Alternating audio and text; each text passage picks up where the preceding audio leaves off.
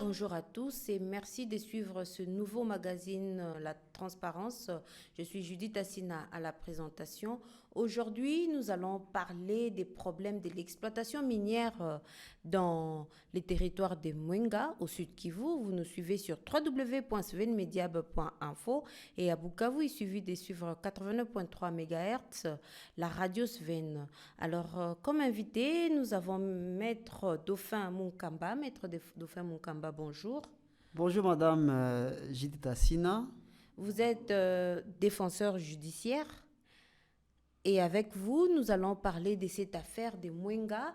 Nous allons rappeler à nos auditeurs ainsi qu'à nos téléspectateurs que le gouverneur de la province du Sud Kivu avait interdit l'exploitation minière par 6 entreprises minières dans le territoire de Mwenga. Et quelques semaines après, c'est la ministre nationale qui a, à travers une lettre, a demandé au gouverneur d'interdire, de suspendre l'interdiction de cette entreprise minière par ces 6 entreprises. Je rappelle que ces 6 entreprises sont des entreprises chinoises.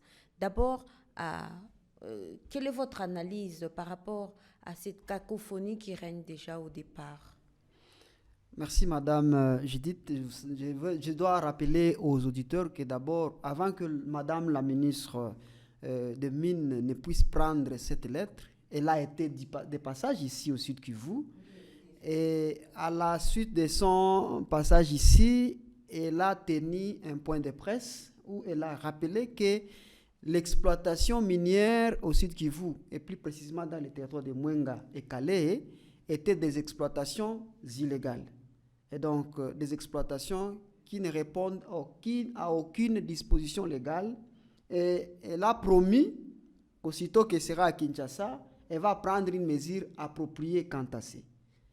Et après, nous avons salué la mesure du gouverneur qui a suspendu 6 entreprises minières au motif qu'ils exploitaient dans l'illégalité. Et cette suspension était préventive pour établir une commission d'enquête qui va vérifier la légalité de ces exploitations-là. Mais après, sans que même la commission qui a été instituée par le gouverneur ne puisse donner un rapport approprié quant à ça, nous sommes surpris de voir Madame la ministre nationale puisse rétablir certaines coopératives minières, qu'elles peuvent fonctionner et que le pouvoir de suspendre ces entreprises minières ne revenait pas au gouverneur, ça revenait plutôt au ministre national en charge des mines.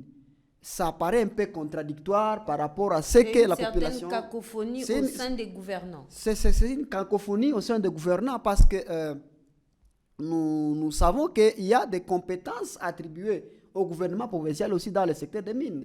Et donc, nous demandons à notre gouvernement, tant national que provincial, de privilégier surtout l'intérêt de la population. Parce qu'ils ne doivent pas se contredire dans ce terrain ou dans ce domaine qui est aussi sensible par rapport à la vie des populations. Et nous, la population, nous n'avons que nos dirigeants auprès de qui recourir contre toutes ces atrocités qui violent même nos droits qui devraient être protégés par ces mêmes gouvernants. Alors, Maître Dauphin Munkamba, vous dites que vous êtes victime de ces exploitations illégales, précisément dans les territoires des Mwenga. De quoi s'agit-il un peu rapidement? Oui, je suis parmi les victimes de ce que moi je qualifie, parce que je connais, qualifier aussi un fait jugé infractionnel. Je suis victime de ces destructions méchantes, de ces les atteintes aux droits de propriété privée. Donc, parce que lorsque une société minière veut exploiter, elle doit se fier aux prescrits de notre législation en vigueur. Et lorsque ces sociétés ne respectent pas notre législation, et donc elles ne doivent être que des exploitations illégales, mais aussi elles doivent causer ce qu'on appelle l'infraction en droit de destruction méchante. Parce qu'il y a Alors, des boutures dites de au manioc. public exactement de quoi il s'agit. En fait, ils sont en train d'envahir nos champs. Nos champs Qui où sont en train d'envahir vos champs parce que vous avez dit que vous êtes là pour dénoncer. il y a 6 sociétés minières. Il y a notamment l'Oriental Ressources Congo qu'on appelle ORC. Il y a le groupe Cristal avec sa coopérative qu'on appelle Utonde. Il y a le Yellow Water qui est une société chinoise. Il y a aussi la société Blue Ant Mineral, SARL, qui est aussi une société minière. Il y a la coopérative Mungunijibu, qui œuvre au niveau de Lugushwa. C'est une coopérative congolaise, celle-là? Une coopérative congolaise, mais qui est en train de sous-traiter des sociétés étrangères. Ce qui est vraiment illégal et déplorable. On continue. Oui. En fait, ils sont en train de détruire nos champs où la population cultivait l'arachide, où la population cultive les palmiers à huile, où la population cultive les boutiques de manioc. Et donc, sans aucune indemnisation préalable. Donc, ils ont exproprié vos terres. Exproprié sans avoir étudié d'abord la valeur vénale des champs. Là que la population gagnait par mois, par exemple, $400. Mais vous apprenez qu'une société vient vous proposer un montant dérisoire de $800. Et si tu ne veux pas, ils vont exploiter coûte que coûte. Mais et ce qui est déplorable, comment ils sont arrivés à ce stade-là? Parce que avant d'arriver, ils ne peuvent pas arriver comme ça et puis commencer à exploiter. Est-ce qu'ils ont obtenu des droits? Qui leur a donné l'autorisation de venir exploiter de l'or? Voilà, c'est la question que nous nous posons tous. Et quand je suis descendu sur le lieu, parce qu'il y a... moi, je réside à Bukavu, mais c'est là mon village. Et il y a mes parents qui y restent, qui m'ont téléphoné, qu'il y a des sociétés chinoises qui sont arrivées ici. Moi, je suis allé là-bas, je les ai posé la question. Vous prétendez exploiter, mais vous avez quel droit minier que vous disposez? Avez-vous un permis de recherche? Ils n'en ont pas. Avez-vous un permis d'exploitation? Ils n'en ont pas. Je les ai posé la question. Vous êtes à quelle phase? Parce que toute exploitation minière suppose des phases, notamment la prospection d'abord. Après la prospection, ils doivent avoir ce qu'on appelle le permis de recherche décerné par le gouvernement central. Et maintenant, ils n'ont aucun document. Chose déplorable, Madame Judith. Et quand je les ai posé cette question, ils ont dit, allez à Bukavu, là qu'il y a les autorités, ils vont vous informer pourquoi nous sommes ici. Ils n'ont aucun document. Nous sommes venus, nous avons adressé une lettre à son Excellence, Monsieur le Gouverneur, et que cette lettre demeure sans suite jusqu'à présent. Nous avons tenté à plusieurs reprises rencontrer l'autorité provinciale pour lui poser cette question. Il n'a jamais été réceptif à notre faveur. Alors donc, il y a un problème de manque de collaboration avec la communauté locale. Voilà. Avant même l'exploitation minière. Dans cette exploitation minière, nous soupçonnons même l'implication des autorités qui sont en train de favoriser cette bêtise. Ce qui n'est pas vraiment souhaitable et que nous dénonçons au vu de l'opinion nationale qu'internationale, que notre gouvernement puisse intervenir en faveur de nous, populations qui sont victimes. Et ce qui est déplorable, Madame Judith, ces Chinois, ils arrivent avec des militaires congolais. Les sites sont militarisés, ce qui n'est pas conforme même au prescrit du code minier, parce que les militaires ne doivent pas se retrouver dans les sites miniers. Il y a les éléments de la 33e région militaire dans ces sites, qui est en train de terroriser la population. Ils sont en train d'intimider. Si tu ne veux pas les $800, et donc on va coûte que coûte exploiter ton champ. J'aimerais quand même avoir des précisions. Les $800, on les donne par famille, c'est ça? On les donne par propriété des champs. Conformément à quoi? Il y a un document. Ils ne vous ont donné aucun document. Ils vous ont envoyé chez le gouverneur. Ils n'ont donné aucun document. Et d'ailleurs, on ne fixe pas les montants vaille que vaille. On ne fixe pas les montants par estimation du seul expropriateur. On doit fixer les montants sur base de plantiles qui se trouvent, parce que bon, nous ne refusons pas qu'on ne puisse pas exploiter, mais ils doivent respecter la législation. Notamment, on doit vérifier la valeur vénale des plantules ou de boutures de manioc, de palmiers à huile qui se trouvent, pour évaluer quel est le montant qu'on doit indemniser les propriétaires. Et cela, on doit aussi étudier les conséquences environnementales de ces sites-là. Ils utilisent les cyanures, ils utilisent le mercure. Mais tous ce sont des éléments qui peuvent polluer l'environnement. Normalement, au village, on n'a pas de robinet ou de l'eau, de la régie des eaux qu'on consomme. Mais ce sont des eaux de nos rivières, malheureusement, qui sont en train d'être exploitées et polluées par ce mercure. Et nos mamans qui sont enceintes de ce côté-là, ils se baignent dans ces rivières. Mais imaginez-vous, alors, dans l'eau où il y a les cyanures. Maître Munkamba, depuis quand ils se sont livrés dans ces exploitations illégales? Ça a déjà daté de longtemps, depuis le début 2019, que nous étions en train de dénoncer cela. Mais ces derniers temps, dans cette année de 2021, où vraiment ils ont exacerbé dans ces exploitations. Parce qu'ils ont commencé au niveau du groupement Bingili, toujours dans la chefferie de Wamuzimu, territoire de Mwenga. Mais pour le moment, ils sont maintenant dans le groupement de Banampute, groupement Banakyungu, et au niveau du groupement de Bakute, au niveau de Kitutu. Et là, ils sont en train de déraciner et saccager les champs. Imaginez-vous. Et entre-temps, la communauté vit comment maintenant? La communauté est dans une détresse incommensurable. On ne sait pas à quel sens se vouer. Parce qu'il y a la rivière Zalia qui servait vraiment de... Qui desservait la population du poisson. On est en train d'y pêcher. Les gens se procuraient du poisson. Mais ils ont déplacé les lits de la rivière en les jetant dans une colline et exploité les lits de la rivière. Vous voyez toutes ces conséquences-là. Il y a des champs des haricots que la population plantait, mais d'un coup, vous voyez de l'eau qui se déverse dans un champ et emporte tout l'haricot qui a été planté par la population. Alors, il y a la famine qui sera en train... Munkamba, pouvons-nous comprendre, depuis 2019 qu'ils se sont installés, c'est pratiquement 2 ans maintenant. Oui, presque 2 ans. Quelles sont les activités à caractère social que ces entreprises-là ont déjà créées?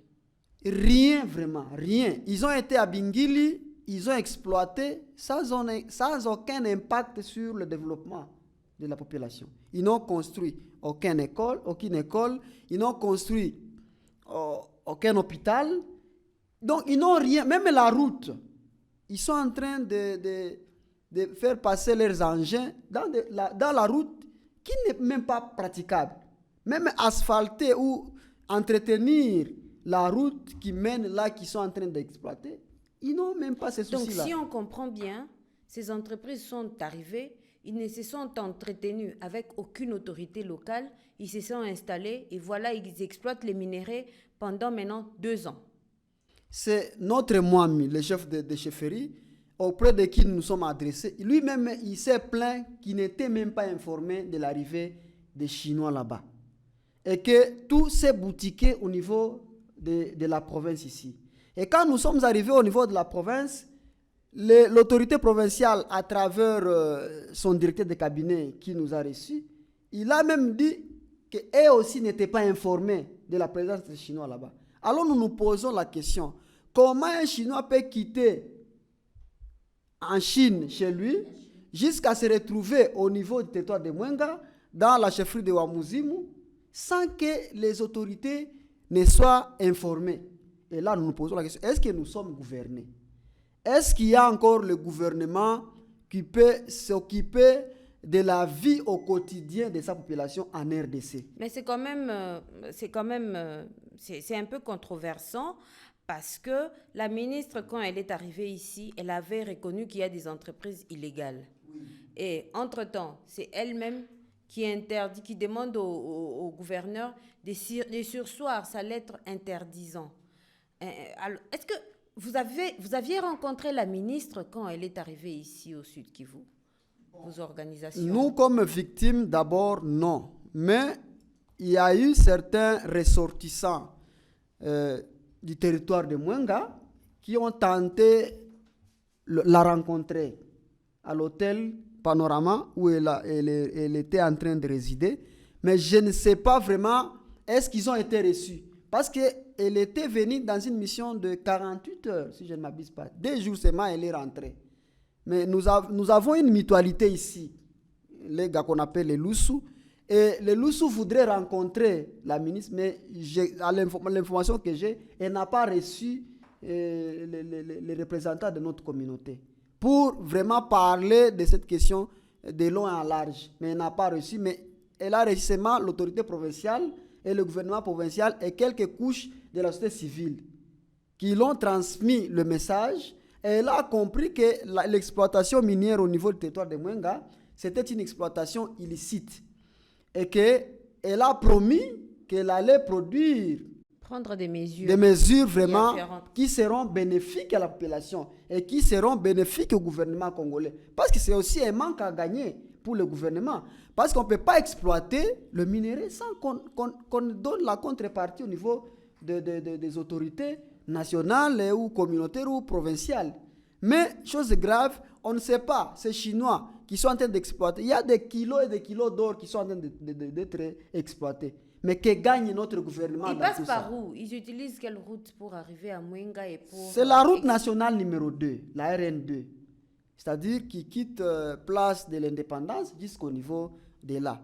Mais le SAEMAP, qui serait donc un service étatique qui est chargé d'encadrer les exploitants miniers artisanaux. Le SAEMAP aussi est quasi absent dans ce site. Et donc, vous comprendrez que c'est une prédation orchestrée. Donc, si je comprends bien, ces Chinois se sont installés à Mwenga et il n'y a aucun contrôle sur eux. Il n'y a aucun contrôle. Nous ne savons pas ils produisent combien. Il n'y a aucune institution étatique à Mwenga qui les contrôle présentement là. Il n'y a aucune. Parce que si on savait que par mois, ces sociétés chinoises produisent par exemple 40 kilos d'or, ça serait comme 1 kilo d'or pour le moment, pour ceux qui ne savent pas, c'est à peu près 75 000 $ par kilo. Or, sur les 100%, il doit y avoir 10% du SAEMAP qui doit être produit. Et ces 10%, on doit laisser, dans ces 10% qui doit constituer encore les 100%, on doit laisser 40% dans la chefferie de Wamouzimu. Et c'est là que j'interpelle même notre Mwami, que cet argent devrait servir à la construction des infrastructures au niveau de ces entités où on est en train d'exploiter pour impacter ou booster le développement dans ces coins-là. Mais chose étonnante, on est en train de tout emballer sans laisser rien dans l'entité où on est en train d'exploiter. Donc, vous pouvez nous confirmer ici que même les Mwami ne perçoivent rien? Même les Mwami lui-même, on est en train de lui jongler, les dribbler, parce qu'à l'heure qu'il est, je connais le comportement de notre Mwami. S'il touchait cet argent, je sais qu'il pouvait faire quelque chose. Mais lui aussi ne maîtrise rien dans ce domaine-là. Il ne maîtrise rien. Et donc, c'est ce que nous disons, le ministre national ne devrait pas se contredire en un clin d'œil comme ça. Et là, nous suspectons peut-être qu'il aurait touché quelque chose qui l'aurait... Ça n'engage que vous? Ça, c'est inimaginable. Comment elle peut se contredire dans ce sens-là? Elle promet donc de prendre une mesure qui serait que nous tous nous pouvions saluer. Mais malheureusement, elle prend une mesure qui contredit même la mesure du gouverneur, ce qui n'est pas vraiment souhaitable. Et nous disons que le gouvernement a comme mission de protéger d'abord ses gouvernés et non d'agir en défaveur de la population, ce qui n'est pas souhaitable. Alors nous avançons lentement mais sûrement vers la fin de notre nouvelle édition du magazine La Transparence. Quel est le message que vous pouvez lancer au ministre qui pourra vous suivre? Nous lançons et aux autorités compétentes. Nous lançons un appel au ministre national, au gouvernement national, au premier ministre, voire même au président de la République, de s'impliquer dans cette exploitation illégale de Mwenga pour faire respecter notre législation. Parce que si on faisait respecter notre législation, ça va honorer non seulement notre pays, mais aussi honorer ceux qui nous gouvernent. Parce que ça fait même la honte. Il n'y a qu'en RDC où on peut exploiter les minéraux illicitement comme ça, et tout le monde, personne ne parle, ou personne ne s'y implique pour faire respecter notre législation en place. Et au gouverneur de vraiment produire un rapport. Il a promis qu'il y aurait une commission qui serait chargée d'enquêter. Mais jusque-là, les retombées de cette commission, nous ne l'avons pas encore. Nous n'avons pas encore compris qu'est-ce qu'ils ont, quel est le résultat auquel ils ont chuté. Ils ont abouti pour que nous sachions quel est le sort de la population qui est en train de réclamer leurs champs. Parce que ces agissements, ce sont des faits prévus et punis dans notre code pénal congolais. Nous avons même tenté, quand nous sommes rendus compte que ces sociétés n'avaient aucun droit minier, nous avons introduit notre requête au niveau du tribunal de grande instance de Kamituga. Mais jusque-là, ces auteurs de ces atrocités n'ont jamais été convoqués. Et les procureurs du parquet de grande instance de Kamituga a été intimidé, sommé même au téléphone par certaines autorités que nous nous réservons de citer, de ne pas convoquer. Nationales ou provinciales?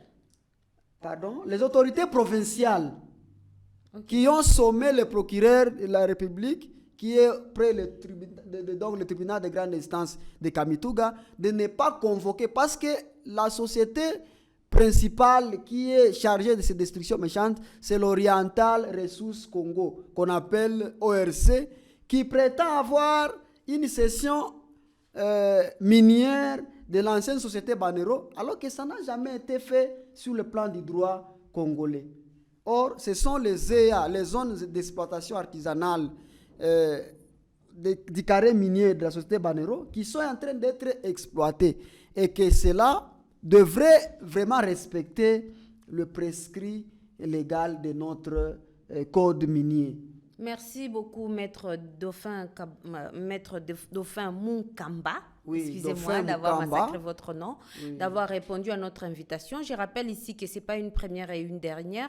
Le problème d'exploitation illicite des minéraux à Mwenga, pas seulement à Mwenga, mais en République démocratique du Congo, on en parle toujours. Nous y reviendrons encore dans nos prochaines éditions, mais étant donné que nous avons le temps qui nous fait pression, nous allons mettre un terme à cette émission et nous y reviendrons dans nos prochaines éditions. Mesdames et messieurs, merci de nous avoir suivis sur la 89.3 MHz et www.svenmediab.info. Continuez de nous suivre et à très prochainement.